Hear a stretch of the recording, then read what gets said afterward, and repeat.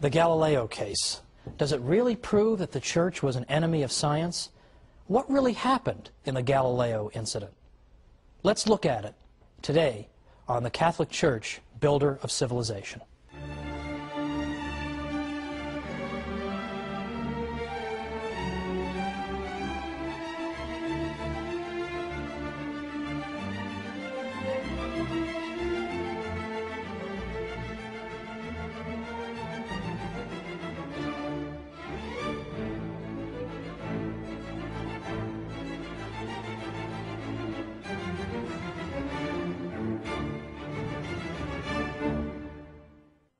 Welcome to the Catholic Church, Builder of Civilization. I'm Thomas Woods. Today we're taking on the difficult question of Galileo, because for the past couple of episodes I've been trying to explain that modern scholars reject the old idea that the Catholic Church was nothing but an opponent of the sciences. In fact, you would be considered almost beyond help if you continued to argue that to a professional historian of science. Nobody takes that seriously anymore, believe it or not. They really don't. However, the Galileo case still occupies such a prominent place in the popular mind that it's, I think, perhaps the greatest obstacle in our paths to trying to persuade people that, in fact, the Church has not consistently been an opponent of the sciences or any such thing. So I think it's important to go into this Galileo case in a little more detail than we usually get. And I will say up front, as I said last time, that I'm not here to suggest that every course of action pursued by important churchmen, and even in this case a pope, was wise or prudent. In fact, I think it has damaged the Church's reputation tremendously. At the same time, though, in all fairness, I think it's only fair that both sides receive a fair hearing. And typically that's not what happens. What happens is Galileo is portrayed as the great hero who was irrationally put upon by ignoramuses from the Catholic Church. Well, it's time to at least hear both sides. Now, John Henry Cardinal Newman was the great 19th century convert from Anglicanism. A great many of you, I'm sure, have heard of Cardinal Newman. And he was a great historian in his own right.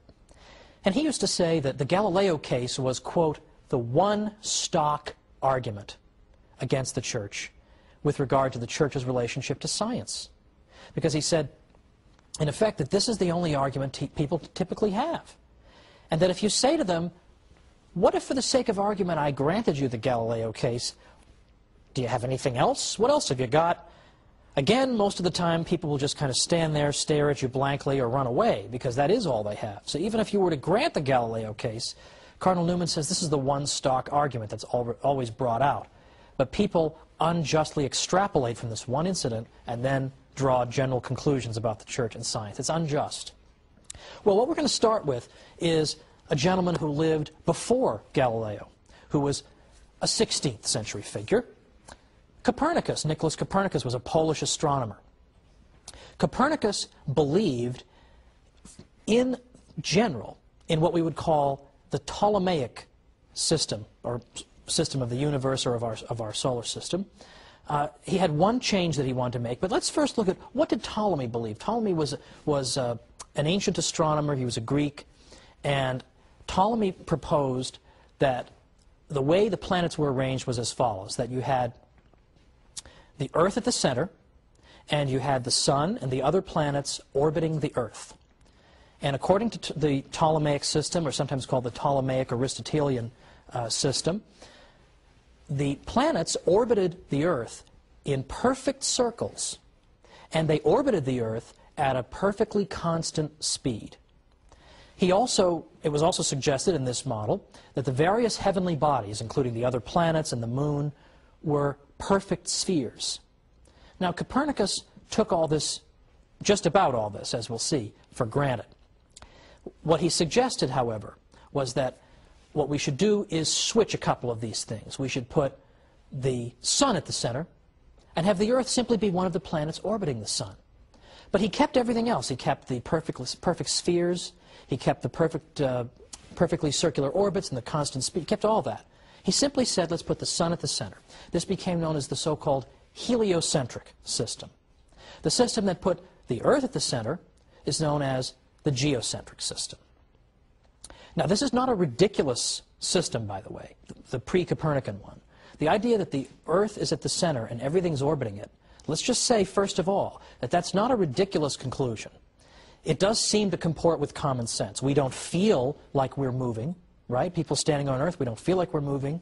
And in fact, we speak of the sun rising and the sun setting. We speak in this way. So it's not a ridiculous position. And as I'll show later on in our episode today, there were actually some excellent scientific arguments in favor of the idea that in fact the Earth was motionless and it was the sun that was orbiting the Earth. So we'll put that to one side. And we'll also note that this system actually worked very well for observing planetary motion. It actually worked pretty well. It wouldn't have lasted for 2,000 years or 1,500 years anyway if it didn't sort of work. It does sort of work. Now, the system that Ptolemy proposed wound up getting a little more complicated over the years in order to make his system correspond to what was being seen in the sky. So it is true, he had to add things called deferents and epicycles, but roughly this was his system. The Earth at the center, the planets going in constant speeds and circular orbits, and with perfect spheres. So this is the system that Copernicus is going to overturn slightly. Copernicus puts the sun at the center. Now, Copernicus died in 1543, and he, in fact, as he was practically on his deathbed, he got to see, he had just published his work at the urging, in fact, of cardinals. Catholic cardinals urged him to publish his work. And he dedicated his famous book to Pope Paul III when it was published in 1543. He was afraid primarily of ridicule not by theologians, but by astronomers, who had very good arguments against the idea that the Earth was in motion. As I say, we'll get to those later. But the Copernican system shared much in common with Ptolemy. It just switched the Earth and the sun. But it was subject to no formal Catholic censure until the Galileo case in the next century. His system, his so-called heliocentric system, was taught as a legitimate theory at Jesuit universities throughout the 16th century. Nobody got in trouble for this, and so on and so forth. It was just fine. It was treated as a theory. Now, in the 17th century, early 17th century, Galileo comes along. Now, Galileo is responsible for discoveries in physics and other areas, but we're focusing on what he saw in his telescope.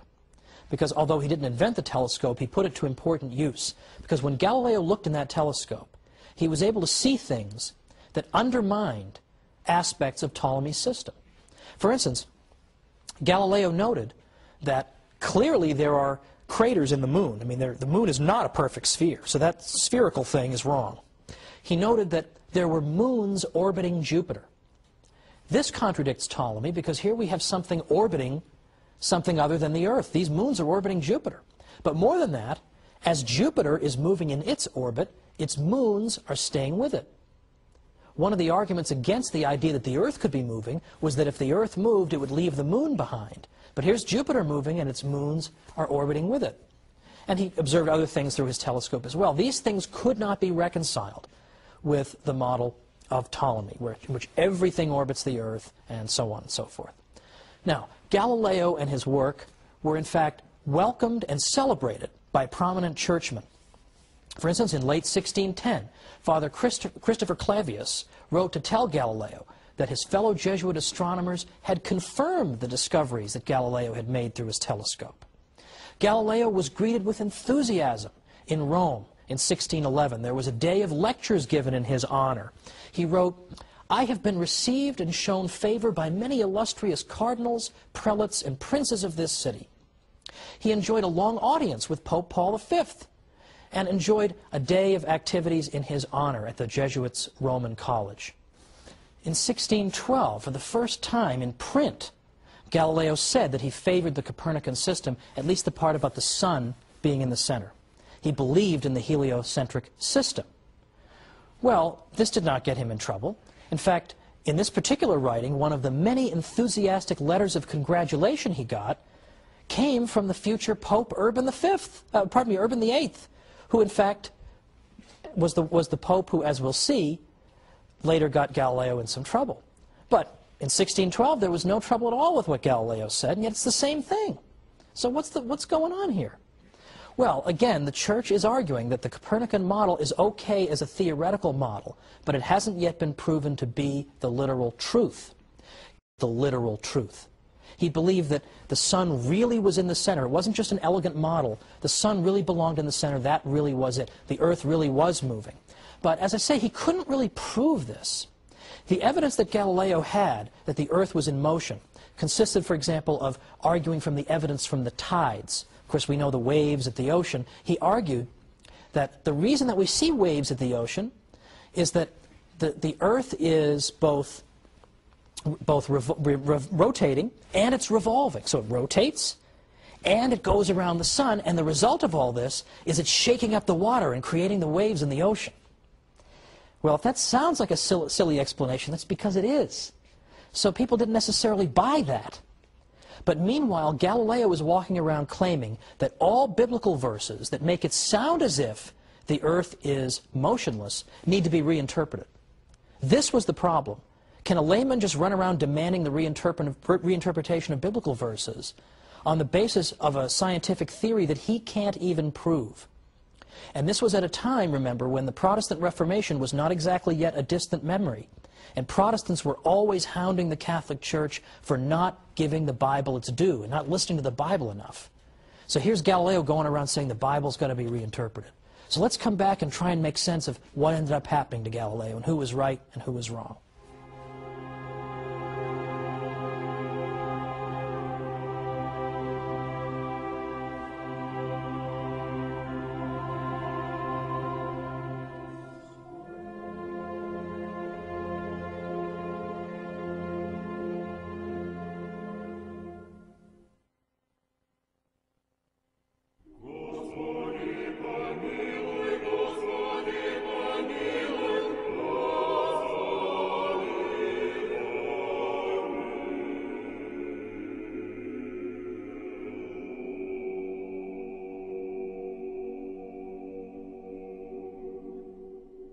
Welcome back to the Catholic Church, builder of civilization. I'm Thomas Woods. We're talking about Galileo, and before the break we noted that Galileo believed very passionately in the Copernican model, by which he meant that the sun was at the center of our solar system, so to speak, and that the Earth was one of the planets that orbited it.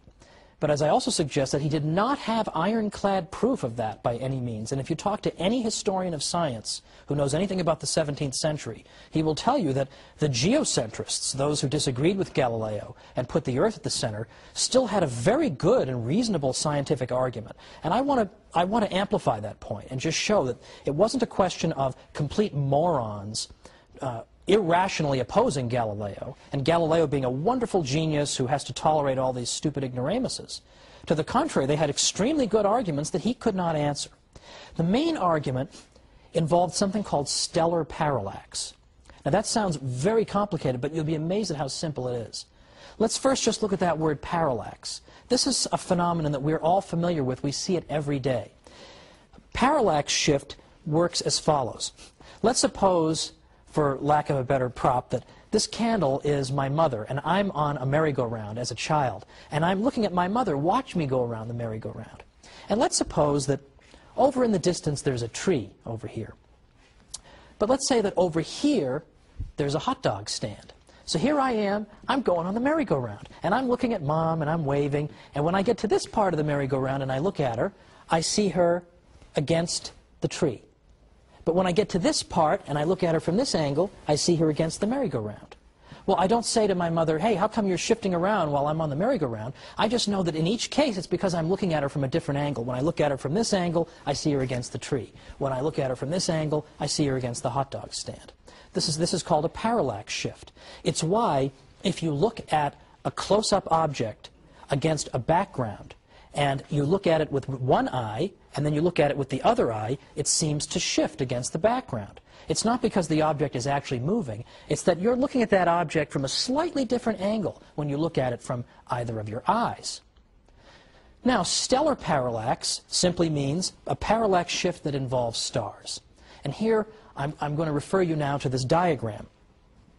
What we see here in the diagram, you'll see on the left-hand side there are two human eyes. A little disturbing, but just work with me here.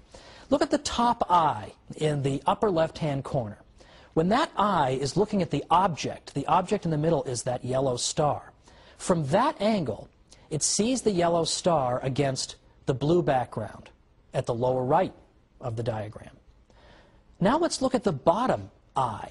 In the lower left corner, we see the bottom human eye. When it looks up at the object, it sees it against the red background. So the apparent shifting of that object is the parallax shift. Now let's look at our second diagram. This one is portraying outer space. And here, instead of two human eyes, we have two solid circles. The top solid circle is the Earth on, let's say, January 1st. The bottom one is 6 months later, when the Earth has gone halfway around the Sun. Now, what's going on here? Well, notice that, again, we have a closer-up object and some farther away objects. In the case of my merry-go-round example, my mother was the close-up object, and the tree and the hot dog stand were farther away. Here, we have a closer-up star, and then we have stars that are farther away.